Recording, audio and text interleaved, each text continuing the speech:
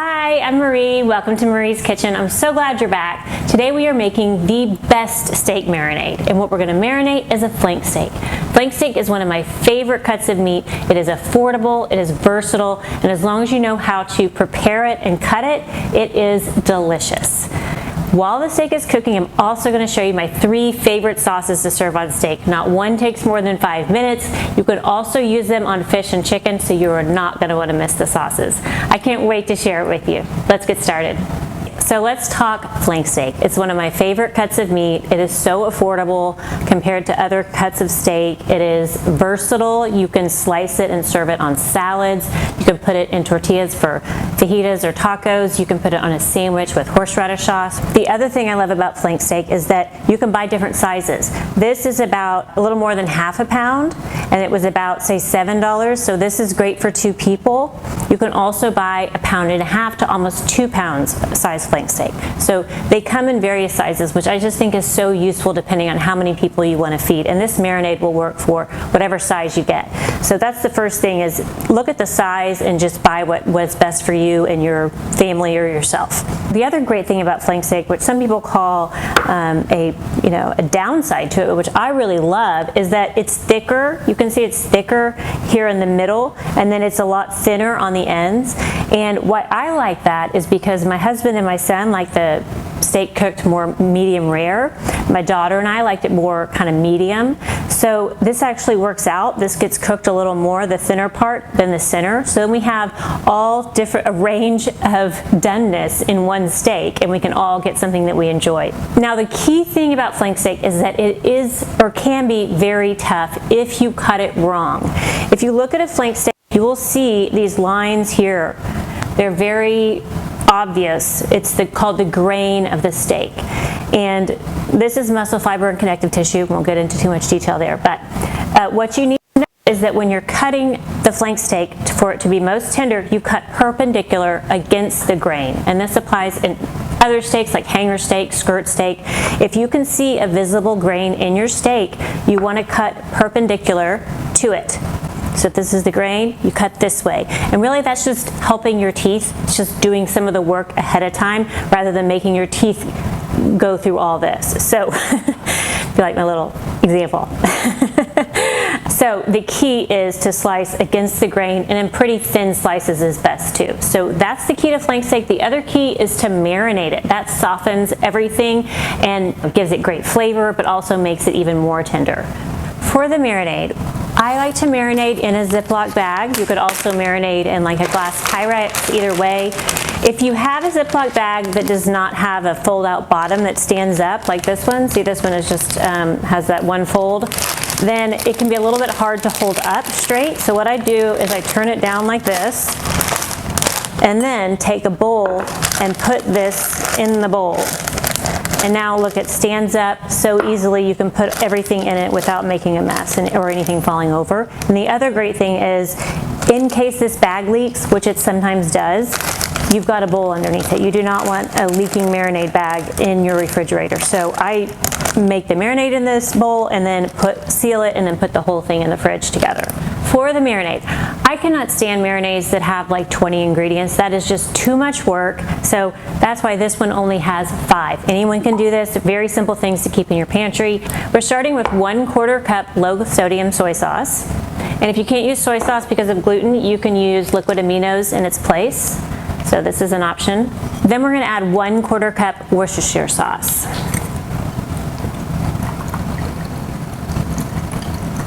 There we go, and this is gluten-free, so you should be good on that for anyone that is gluten-free. Next, we're going to add 2 tablespoons agave, and if you don't have agave, you can use sugar, honey, maple syrup. The reason I love agave, and it's one that I keep in my pantry, is because it's liquid, so it mixes in very easily with these other ingredients. Like the sugar, it takes a little more effort to get that to mix in. And then the thing about honey and maple syrup is they have pretty distinct flavors, and so it's like honey on my steak or maple on my steak, and this is more of a neutral sweetener. The reason we're using agave is, one, it rounds out the flavors. You know, a little bit of sugar in your marinades and sauces really like salt kind of amplifies all the flavors. The other reason we're using it in this case is because flank steak cooks really quickly, and because it cooks really quickly, you don't have a lot of time to get it brown, and so a little bit of sugar, fructose on the outside of the steak will help it brown really quickly. So that's why we do include it for flavor, and also has a function. So I'll give these a little whisk here. Mixes up real easy with that agave, and pour that into our bag. Next is about 3 cloves of garlic. You can buy these already peeled. I don't usually buy the already chopped garlic. I don't think that has as good a fresh flavor, so I do prefer to just do my own. But this makes it really simple. If you've been watching my show, you've probably seen it before. It's this silicone ring, and you just pop the garlic inside, press on it gently, and roll back and forth, and it comes out perfectly peeled. So I love this for peeling garlic. It's so easy. We'll do that a couple more times.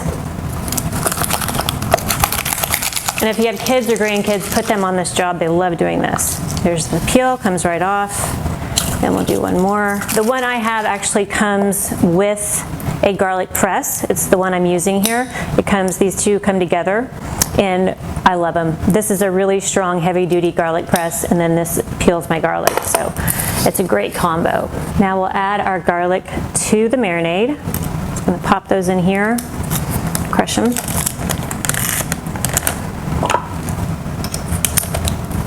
Now we can add a little pinch of salt, maybe a half teaspoon. There's so much salt in the soy sauce and in the Worcestershire sauce, you don't need to add a lot. You can also add some freshly ground pepper. And then the final ingredient is some fresh rosemary. And ideally, if you have a rosemary plant, just go pick a sprig from that. It is so much cheaper than buying it in these little packages. My rosemary plant was doing great, and then we have this long extended heat and water restrictions in Texas, and I lost my rosemary plant. So I'm starting a new one. So we are going to just pick off some of these leaves here. And you'll see the way I store the herbs. I put a paper towel here, just fold it up. I do this with all my greens and all my herbs. It absorbs the moisture, and the moisture is what kind of makes things rot. So if you can have something there, put it in your box of lettuce or bag of lettuce that you buy, wrap your herbs in it, put it in the herb package. That will keep your herbs fresh a little bit longer. So we're gonna pull some of these leaves off. It already smells so good. Such a nice woodsy flavor, earthy. So there's our rosemary, and we'll just chop that up.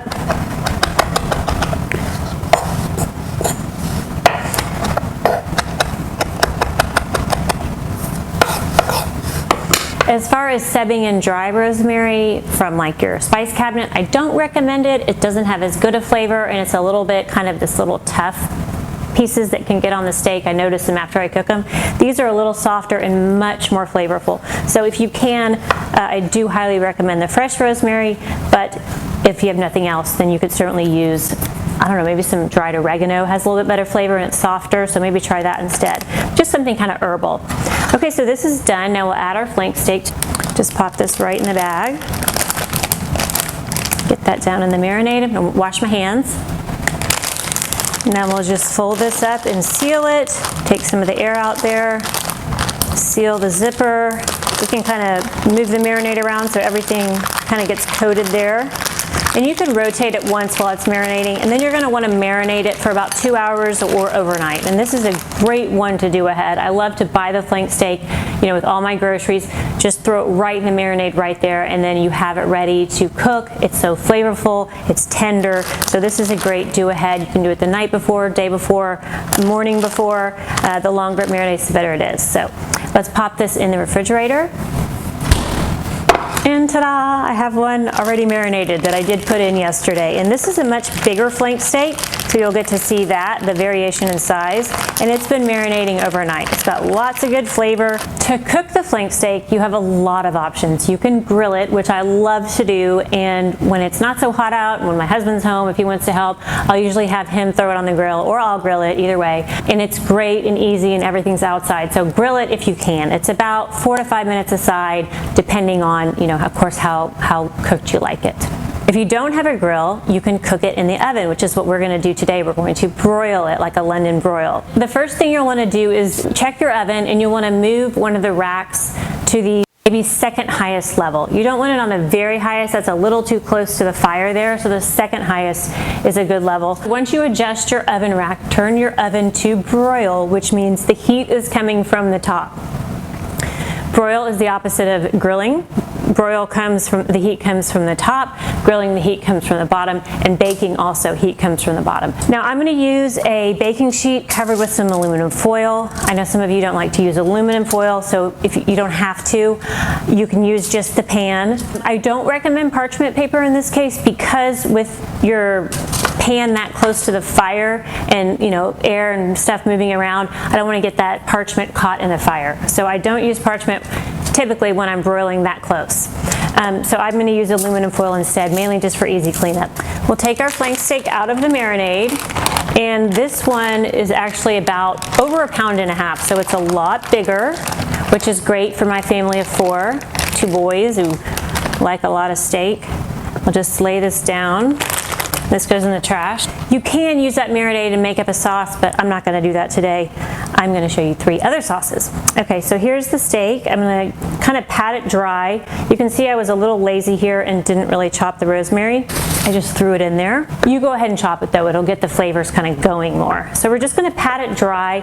If you cook a steak or meat while it's really wet, it's going to start to steam in its own juices. So it's really best to have it nice and dry when it goes in the oven. Another thing you can do is cook the steak on like a cookie rack inside your baking sheet, and that keeps it up out of its juices too. So that's another option.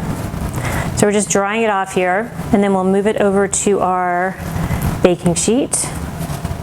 You can see the grain going this way, so we're going to cut it against the grain for the most tender steak. So put this on the baking sheet and throw all this away and wash my hands. Now we'll put a little bit of salt there on the steak. Again, not a lot because we use so much salt in the marinade. A little bit of pepper. And that is ready to go. Whoa! And that is ready to go in the oven. And I am going to be honest with you here, this is a new oven, so we're going to see how this goes. I've never broiled flank steak in it, so crossing my fingers. It only takes about 4 or 5 minutes aside.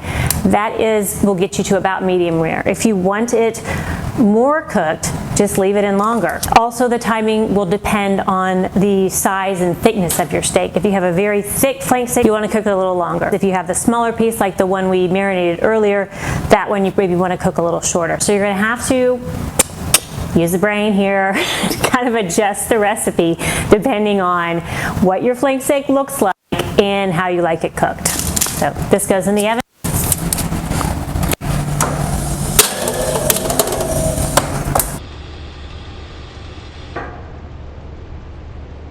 Okay, the oven timer just went off, so let's grab our steak out of the oven and we'll give it a flip. Oh my goodness, this looks so good. That broiler did a great job. And one thing I did notice is I did have to push it under kind of all the way. The flame didn't go all the way out to the edge of the rack, so be sure and push it all the way under. I'm going to take a temperature here just to see where we are. It looks pretty cooked. Okay, we're at 116, 15. So we need it at least in the 120s, 130s, so we're going to go ahead and flip it as planned and cook the other side. There we go. Do a little salt and pepper on this side.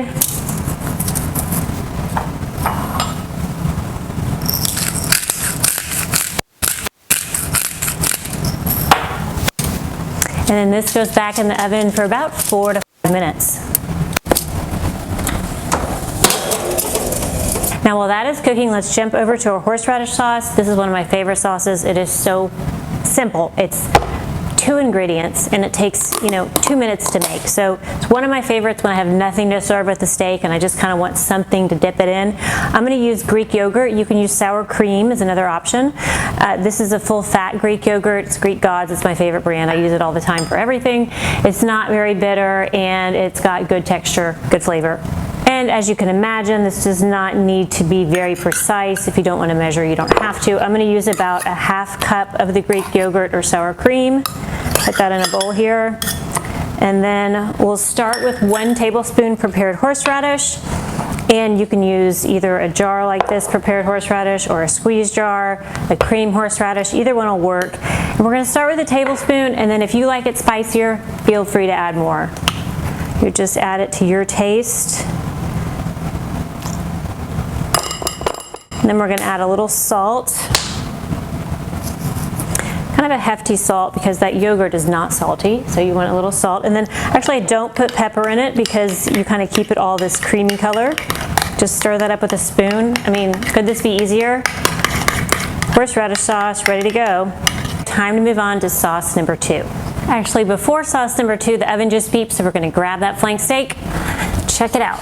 Oh, that looks nice. Got a little toasty on top. That's okay with me though.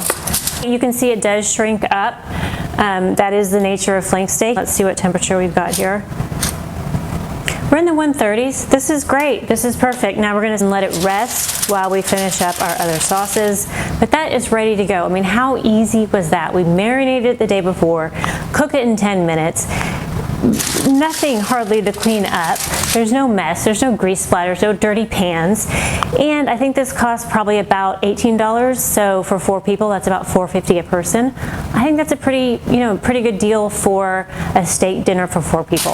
The second sauce is lemon Dijon chive butter. And this one is so easy and goes with everything. I just served it last night on some pork chops. Incredible flavor. It just dresses up anything. It's so easy. You can keep it in your fridge wrapped up for a while, so you just pull it out when you need it. You could even keep it in your freezer. I mean, I think you should put this out on Thanksgiving, put it on the turkey. It's just incredible. So we're going to start with 1/2 cup or 113 grams of unsalted butter, and I will try to put all the grams measurements in the video. I didn't have a chance to write them all down. And it's not intuitive to me. I'm very US conventional, imperial, but I will try to put those on the video or in the recipe so you have that as a reference. So it's 1/2 cup unsalted butter. And yes, you can use salted butter here if you prefer, just don't add the salt. And this is softened to about room temperature. So you'll want to take it out, a good hour, maybe half hour before you're ready to use it, because you want to be able to mash it easily like this. So there's our butter. Now, my favorite thing, I can't wait to show you this, is chives. If you have fresh chives, fantastic. Mince those up, use them, they'll be great. But if you don't, or just in case, you should keep these in your freezer. This is freeze-dried chives, and I use them all the time. I put them in potatoes, sprinkle them on some eggs, put them in this butter. It's just so easy when I don't have chives, because chives don't keep very well. So I love having these freeze-dried chives on hand. So we'll do a tablespoon of our chives, and then if you want, you can also do parsley. This doesn't add that much flavor, just a little more color. Again, this is freeze-dried parsley. You're welcome to use fresh if you want, and chop that up, or take shortcuts, either way. We're gonna do a 1/2 teaspoon of salt because I'm using unsalted butter. Then we're gonna do 1 tablespoon Dijon mustard. This is lemon Dijon chive butter. So we got Dijon mustard. Pop that in. Next is lemon zest, and this is what gives this butter such bright, fresh flavor, citrusy. It's so good. So you are going to want to zest a small lemon, and of course when you're zesting, you only want to get that yellow part, none of the white underneath. So you just do a real kind of quick grate all around the lemon like that.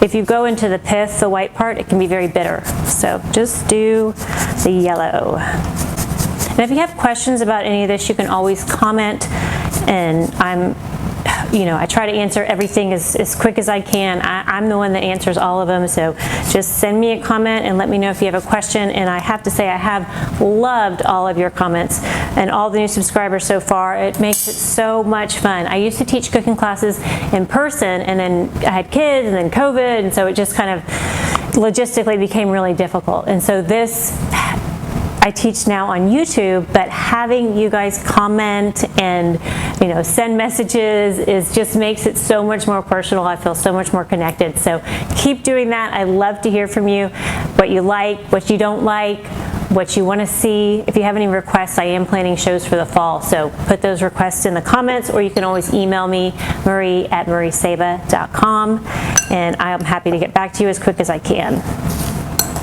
And thank you all for your patience on that. As I've mentioned before, it is just me, so it takes me a little while, but I try to get back to all of y'all. And like I said, it just makes it so much more fun. So we're just mixing it together. Okay, there's our butter. Look at that. Looks great. It's so pretty. It's yellow. It's got Dijon. It's got lemon. And that one is also done. So easy. Now I'm going to show you how to roll this up in parchment paper in case you do want to save it for later, and also puts it into this nice round shape. So let's do that now. So I've got a piece of parchment here. I don't think I need the whole thing, so I'm just going to cut that about in half. There we go. There's that doggy. Where you been, girl? You gonna come say hi? Huh? You gonna come say hi? Yes, you are. Yes, you are. Who's a good dog? Cocoa Puff. Who's a good girl? Cocoa Puff. I gotta wash my hands now, girl. Okay, so we've got our parchment here. We're just gonna move our butter right over to that.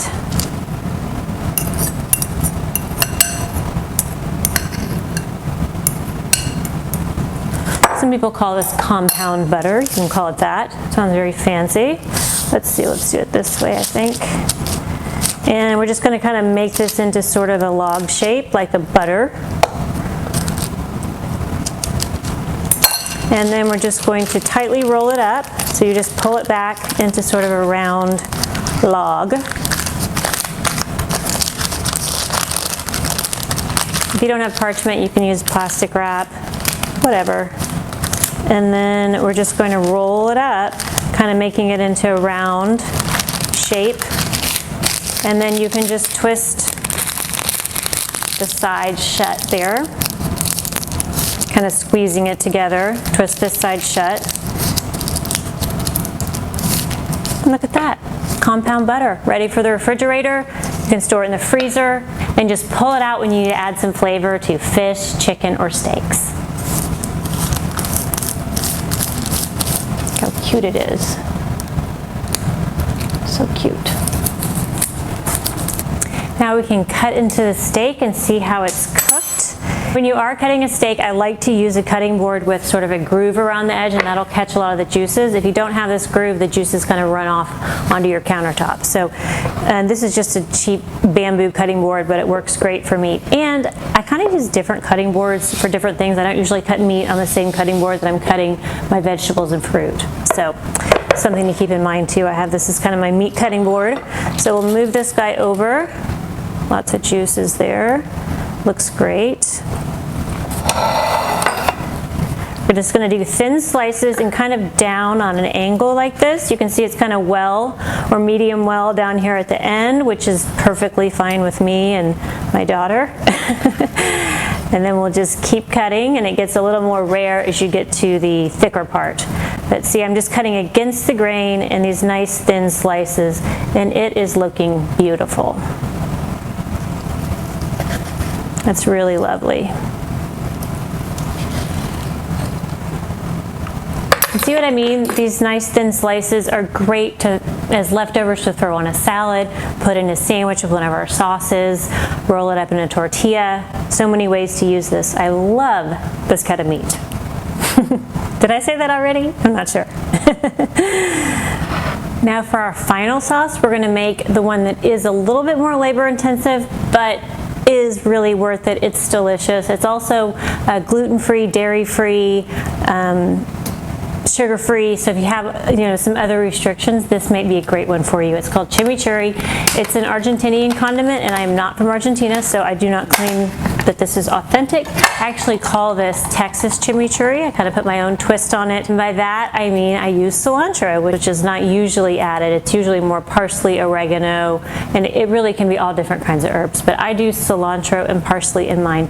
If you do not like cilantro, you can leave it out and do this with just parsley. It still has delicious flavor. So I know there are people who genetically don't like cilantro. That's how my brother is and my grandmother was. So I totally get that. So this is flat leaf parsley. I washed and dried the herbs. I do that in my salad spinner. So you just put the herbs in there, wash them, and then spin them dry. And then I kind of pat them dry a little more with a paper towel. Now we're going to take about 1 cup of the leaves, and this will take a minute. So we're just kind of removing any really big stems. Some small stems are fine, but you don't want any big tough stems in there. And this is flat leaf parsley. You could use curly. I prefer to use flat for pretty much everything. Curly parsley reminds me of 80s garnishes. It was like an orange slice and some parsley. Like that little curly bunch of parsley. Every time I see it, that's what I think of. I'm like, oh, that's a garnish. It's not for eating. So we're just popping our leaves in here. I'm not packing it real tight, but you know, getting a good 1 cup there. Then we're going to put that into our mini food processor, and this is a Cuisinart mini food processor. I really do love it and use it a lot for a lot of different sauces. So I can put a link to this in the recipe and in the description box as well. It's super handy and I use it all the time. So go ahead and put our 1 cup parsley in there, and then we're going to do the same thing with the cilantro. And if you weren't using cilantro, of course, you just double the parsley there. Big bunch of cilantro, washed it, dried it in the same way, using the salad spinner for that, and then just patting it dry with paper towels. And as I mentioned earlier, this is great on fish, salmon, you know, cod, whatever you have, whatever, if you're grilling something, this is so good. It's just so fresh and light and flavorful. Oh, I just love it. And sometimes we serve it as like an appetizer with plantain chips. The savory plantain chips, nice and salty, and you can dip those in the chimichurri and it's so good. Now we'll add our cilantro to the little mixer here. Press that in. Then we'll add 1 clove of peeled garlic, a large clove. You could add 2 if you love a lot of garlic. You can always increase that. And next is 1 tablespoon white balsamic vinegar, and this is one of my favorite ingredients. White balsamic vinegar has such a wonderfully mild, sort of sweet flavor. Just a lovely vinegar. I use it for all my salads, pretty much all my sauces. It's a bit like red balsamic vinegar, except it doesn't have those brown color that turns everything brown, and then it doesn't have that kind of caramel undertone. So lovely flavor, highly recommend it. Definitely put this on your list to try. So I'm going to put a tablespoon of that into there. Now we'll add 1/2 cup olive oil and some salt and pepper.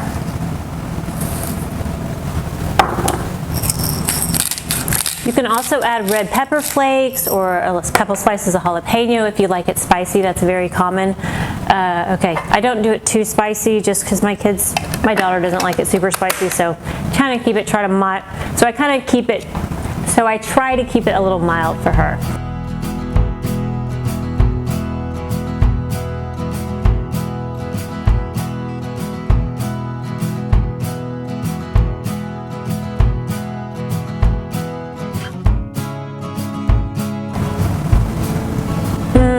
Vinegar, herbs, garlic, so good. Now we'll move this over to a serving bowl.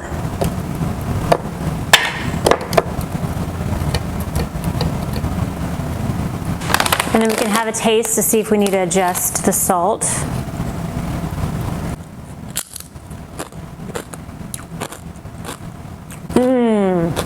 So good. I could just sit here and eat it with a spoon or a chip spoon. Thanks so much for joining us on Marie's Kitchen. Today we made a marinated flank steak with the best steak marinade ever. I really hope you get to try these. If you do, let me know in the comments. I would love to hear from you. I really love hearing if you try the recipes and how you like them. And like I said earlier, it makes this so much more fun to feel really connected to people who are watching. So leave me a comment. I'd love to hear from you. Also, if you like this video, be sure to give us a like, hit that thumbs up button. It means so much to us, and also to, I say us, I mean me. It's just me. If you haven't yet, hit that like button, the thumbs up. It means so much to me, and also to YouTube. That's That's how they decide if this video is a good video and worth showing to other people. That's how they decide if my channel is worth watching. So I really appreciate it taking the time to hit that like button. And if you haven't yet, subscribe and hit the bell button. That way, every time a new video comes out, you'll be the first to know. For all of these recipes, head over to my website, mariesaba.com. There you can go and print out these recipes. There's no ads, there's no pop-ups, there's no long blog posts, just recipes and hopefully easy printer-friendly versions. If you have any trouble with that, just let me know. Email me, marie@mariesaba.com. If you have any trouble finding a recipe or printing it, let me know and I will get that taken care of. My goal is to give you some really easy recipes that turn out great every time so you can build some confidence in the kitchen and feel really inspired to share good food with people that you love. From my kitchen to yours, thank you. Try a little piece here in the try some on the chimichurri first.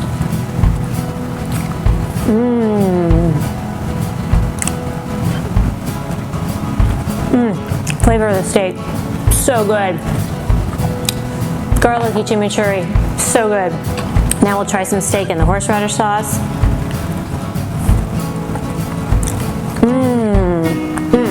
Love that creaminess, so good with a little bit of the hint of the spice from the horseradish. Delicious tender steak. Wonderful flavor.